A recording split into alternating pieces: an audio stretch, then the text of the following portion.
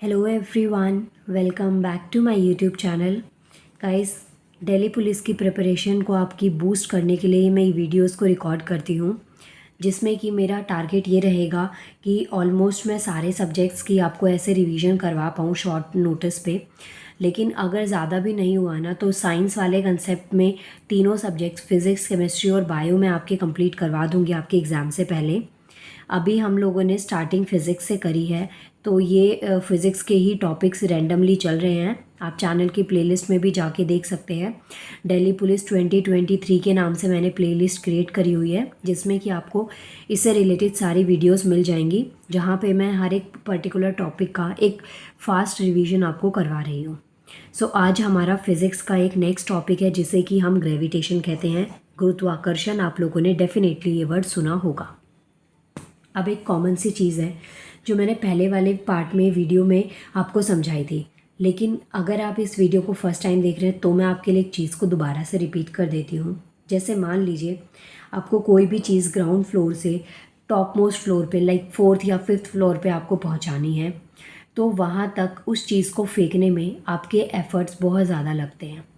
अगर आपकी बॉडी में वीकनेस है, आपकी मसल पावर इतनी स्ट्रांग नहीं है या आप में स्ट्रेंथ इतनी ज़्यादा नहीं है, तो डेफिनेटली आप उस चीज़ को ऊपर नहीं फेंक पाएंगे। अब थिंग ये भी है कि आपके ना डिपेंड करता है कि आप किस चीज़ को फेंक रहे हैं। मैं एक रैंडम एग्जांपल ले रही हूँ कि मान लीजिए एक पत्थर का टुकड़ा है, छोटा पत्थर है, उसे आपको ऊपर फेंकना है। तो अब उसको ऊपर फेंकने के लिए आपको ना बहुत एफर्ट्स देने पड़ेंगे, बहुत ज़्यादा हिम्मत लगानी पड़ेगी, बहुत ज़ोर लगाना पड़ेगा, तब जाके कहीं वो जो पत्थर है वो ऊपर फेंका जा सकता है। और पॉसिबिलिटीज़ है कि ना भी फेंका जाए आपसे। अब ये तो एक सिचुएशन हो गई। दूसरी सिचुएशन है, आपको अपने घर का बेड ऊपर से नीचे फेंकना है। तो आप ये देखेंगे कि अगर आप बिल्कुल कॉर्नर तक ले आएँ, सरफेस तक, तो आपके लिए उस बेड को नीचे फेंकना कंपैरेटिवली बहुत ईजी है। अगर हम देखें कि वो जो पत्थर था उसको आप नीचे से ऊपर फेंक रहे हो, तो देखिए दो सिचुएशंस थी। ये हमारा सरफेस है और यहाँ पे ग्रेविटी एग्जिस्ट करती है। आपको पता है कोई भी चीज़ आप ऊपर फेंकेंगे तो एक पर्टिकुलर हाइट पे जाने के बाद, एक सर्टेन हाइट के बाद में वो चीज़ ऑटोमेटिकली नीचे आ जाएगी। सेम आपके साथ भी होता है, जब आप जंप मारते हैं तो आप थोड़ी देर के लिए ऊपर गए लेकिन आप फिर नीचे वापस आ जाते हैं। तो ये किसकी वजह से हो रहा है? ग्रेविटी की वजह से। ग्रेविटी जो है वो चीज़ों को अपनी साइड नीचे खींचती है। सेम चीज़, जैसे ही आपने ऊपर से बेड को या किसी भी चीज़ को ऊपर से नीचे फेंका तो वो कम टाइम में और बहुत कम एफर्ट्स के साथ में नीचे आ जाएगी, क्योंकि वहाँ पे एक फोर्स एग्जिस्ट कर रहा है जो कि उन चीज़ों को अपनी साइड खींच रहा है। लेकिन जब आप इसके ऑपोजिट वर्क करते हैं तो वहाँ पे आपको ज़्यादा एफर्ट्स देने पड़ते हैं। बिल्कुल सेम एग्जांपल इससे आप समझ सकते हैं। जैसे जब आप स्टेयर्स पे चढ़ते हैं, जब आप सीढ़ियों पे चढ़ेंगे तो आपको कम ज़्यादा एफर्ट्स देने पड़ते हैं, और जब आप उतरते हैं कहीं से तो आपको कम टाइम लगता है और आपकी बॉडी की एनर्जी भी कम लगती है। तो गाइज़ यही चीज़ अब मैं आपको समझा रही हूँ। देखिए, everybody in the universe attract every body in the universe attract every other body with a force called force of gravitation. देखिए, जो यूनिवर्स में हर एक ऑब्जेक्ट दूसरे ऑब्जेक्ट से अट्रैक्ट होता है, और ये जो अट्रैक्शन है वो एक फोर्स की वजह से हो रहा है। उस फोर्स को हम ग्रेविटेशन कहते हैं, गुरुत्वाकर्षण बल। ग्रेविटेशन फोर्स ऑफ अर्थ जो है ना, हमारी अर्थ का जो ग्रेविटेशन फोर्स है, गुरुत्वाकर्षण बल है, उसे ग्रेविटी कहा जाता है। इसकी वैल्यू ना फिक्स होती है 9.8, बट बहुत सारी जगह पे आप न्यूमेरिकल सॉल्व करते वक्त इसको आप 10 भी ले लेते हैं, तो ये कैलकुलेशन को इजी बनाने के लिए। अदरवाइज इसकी वैल्यू होती है 9.8 मीटर पर सेकेंड स्क्वायर। ये चीज़ समझ में आई? अब देखिए, जो फोर्स ऑफ अट्रैक्शन है दो ऑब्जेक्ट्स के बीच में, वो डायरेक्टली प्रोपोर्शनल होता है to the product of the mass of their masses and inversely proportional to the square of the distance between them. ये ना आपको फोर्स का फॉर्मूला दे रखा है, जिसमें क्या लिखा है, F is equals to force हो गया F, जी ग्रेविटेशनल कांस्टेंट जिसकी वैल्यू फिक्स होती है, m1 और m2 दो मासेस, क्योंकि यहाँ पे दो ऑब्जेक्ट्स की बात करी गई है, और r उनके बीच की रेडियस हो गई। लेकिन इस कंसेप्ट को समझने से पहले एक छोटी बात आप समझिए। जैसे देखिए, यहाँ पे मैंने ना दो टर्म्स को यूज़ किया।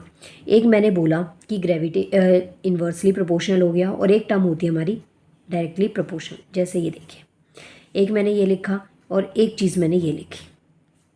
अब इसका मतलब ये जो पहली स्टेटमेंट है ये हमारी डायरेक्टली प्रोपोर्शनल को शो करती है, और जो मेरी सेकंड स्टेटमेंट है ये हमारे इन्वर्सली प्रोपोर्शनल को शो करती है। कैसे?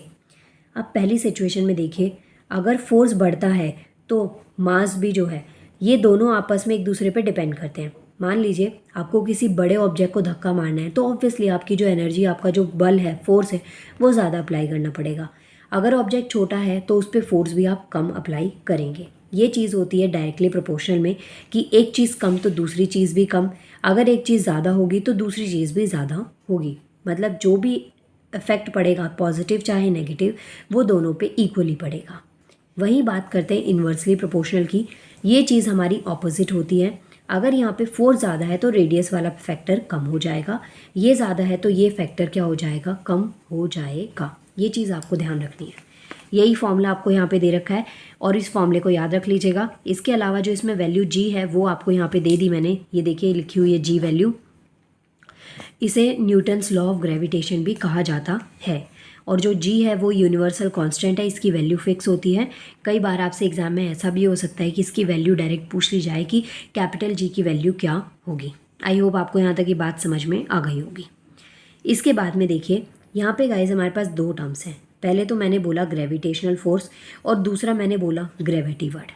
तो जो ग्रेविटेशनल है ना, एक हो गया आपका कैपिटल जी से डिनोट करेंगे, और जो ग्रेविटी वर्ड है इसको आप स्मॉल जी से डिनोट करते हैं। सो क्वेश्चन क्या आता है कि जो जी और जी है, कैपिटल जी और स्मॉल जी है, इसके बीच में क्या रिलेशन है। तो ये रिलेशन आपको लिखना है इनके बीच का। Small G is equals to capital G M E upon में आर। अब देखिए एम जो है और आर जो है, एम स्टैंड्स फॉर मास और R stand for radius. R E जो है अर्थ की रेडियस हो गई, और जो एम ई है वो मास ऑफ द अर्थ हो गया। ये जो ई है ना, ये अर्थ को रिप्रेजेंट कर रहा है, एम मास को रिप्रेजेंट कर रही है, और आर जो है वो रेडियस को रिप्रेजेंट करता है। ये चीज़ आपको ध्यान रखनी है। अगर हम सेंटर की बात करें, अर्थ के सेंटर की, ऐसे ना शॉर्ट नोट में जो पॉइंट्स मैं मार्क कर रही हूँ ये इंपॉर्टेंट है, कई बार एग्जाम में पूछ ले जाते हैं। अगर सेंटर की बात करें अर्थ की, तो वहाँ जो ग्रेविटेशनल एक्सेलरेशन है वो क्या होती है, ज़ीरो होती है। आपको पता है अर्थ जो है वो फ्लैट है एंड से पोल्स के साइड पे, और जो रेडियस ऑफ अर्थ होती है वो पोल्स के ऊपर क्या होती है, कम होती है इक्वेटर के कंपैरिजन में। यहाँ पे देखिए ये डायग्राम है, ये हमारी अर्थ स्फेयर है, ये ऊपर से फ्लैटेंड है पोल्स के पास से, और जो रेडियस है ना अर्थ की वो पोल्स पे क्या होगी, कम होगी इक्वेटर के कंपैरिजन में। ये चीज़ आपको ध्यान रखनी है। तो इसी से एक स्टेटमेंट निकली है कि जो वैल्यू है ना जी की, वो इक्वेटर पे कम होगी पोल्स के कंपैरिजन में। ये आपको ध्यान रखना है। और ये क्वेश्चन भी कई बार रिपीट होता है कि जो वैल्यू ऑफ जी है मून के सरफेस से 1/6 वैल्यू हो जाती है अर्थ के सरफेस के ऊपर। ये आपको ध्यान में रखना है। बिल्कुल बिल्कुल इंपॉर्टेंट पॉइंट्स मैं यहाँ पे आपको बता रही हूँ, तो ये आपको पता होने चाहिए। अब इस स्टेटमेंट से क्या कंक्लूजन निकलता है कि जो वेट है किसी भी पर्सन का, वो मून पे 1/6 हो जाएगा उसके एक्चुअल वेट से जो कि अर्थ पे है। जैसे मान लीजिए किसी भी पर्सन का अर्थ पे जो भी वेट है ना, उसका 1/6 हो जाएगा किसी भी पर्सन का वेट मून के ऊपर। ये पॉइंट आपको ध्यान में रखना है। इसके बाद में नेक्स्ट आता है हमारे पास में एस्केप वेलोसिटी। ये टर्म आपकी सिर्फ नॉलेज के लिए आपको पता होनी चाहिए। स्केप वेलोसिटी जो अर्थ की है ना, वो वैल्यू आपको पता होनी चाहिए। यहाँ पे एक टर्म आती है हमारे पास में प्रोजेक्टाइल मोशन, जो कि ऐसे होता है, इस तरीके से एंगल बनाते हुए ये क्रिएट होता है। इन टॉपिक्स को हम आगे डिटेल में एक्सप्लेन करेंगे। नाउ मिलते हैं गाइस नेक्स्ट वीडियो में। Thank you so much.